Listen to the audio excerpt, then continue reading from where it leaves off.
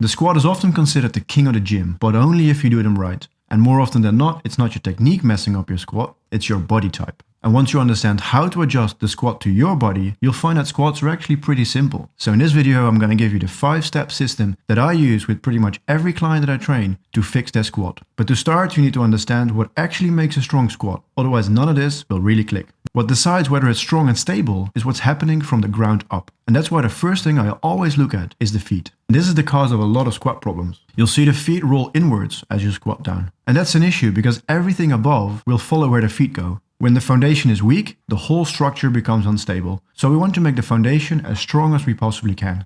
A quick but effective fix for this is cueing scraping the floor, as if you're trying to roll up the floor between your feet. This instantly creates an arch, and focusing on maintaining that arch keeps your feet more upright, putting less stress on the ankle and knees. The reality is though that most people just have weak feet, which makes sense because they're wrapped in bubble plastic, aka shoes, all day. So if you want a stronger squat, you need stronger feet. And a great exercise for this is the dippy bird. This exercise trains your foot strength and balance at the same time, so you're killing 2 birds with 1 stone.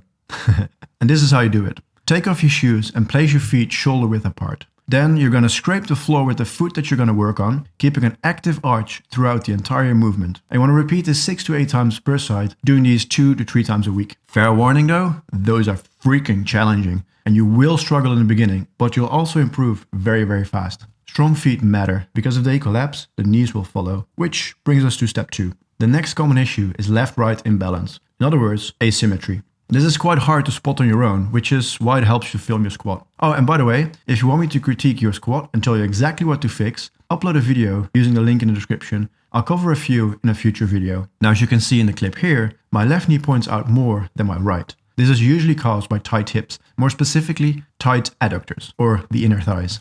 If this happens to you, here's the fastest way to fix it. Yes, you can cue push your knees out, but that's often not enough. We need to prime the hips before squatting, and we do that with a spicy but very effective exercise called frog reapers. So you get on your hands and your knees, with your feet pointed out like a frog. Keep your back arched and move your hips back until you feel a strong stretch in the inner thighs. You want to hold it there for about 3 seconds and then come out of that stretch. Repeat this around 6 to 8 times. By doing this consistently over time, you'll fix your hip tightness and it will improve your squat. Which brings us to step number 3. This is the most common issue that I see, and this probably happens with over 90% of the people that I work with. Heels coming up as you squat down. This could have a very simple reason, and I'll give you an easy test you can do to find out if this is the case for you. Grab a small 2.5 or 5 kilo plate and put it on the floor. Place your heels on it and squat down. If your heels stay down now, you found the issue. Limited ankle dorsiflexion. In simple terms, that's how far your knees can travel forward over your foot. Elevating the heel is a simple fix for this problem,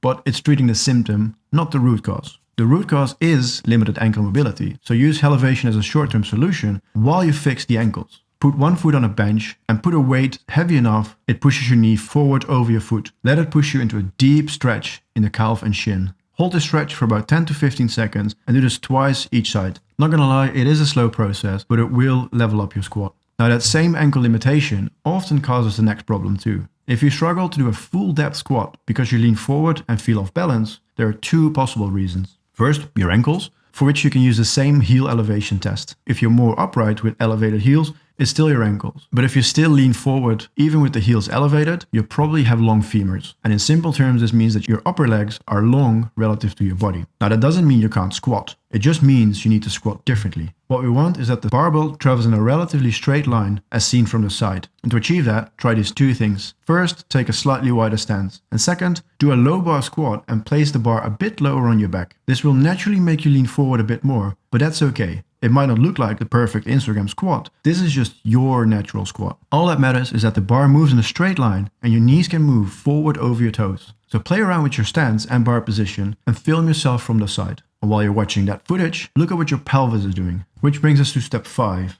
butt wink.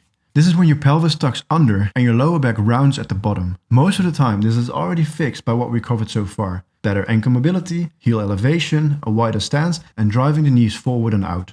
But if butt wink still happens, you're simply going deeper than your mobility allows. So find the deepest position you can reach before it happens and hold it there. Start with as long as you can and build up to like 30 to 45 seconds over time. It will be challenging and uncomfortable at first, but you'll notice you get stronger in your deepest squat position relatively quickly. So now you know exactly what to fix to make your squat as strong as possible. But here's the thing, just having a strong squat doesn't get you the body that you want. So watch this video next. It'll show you the exact workout program that you can use to get that lean physique you're dreaming of.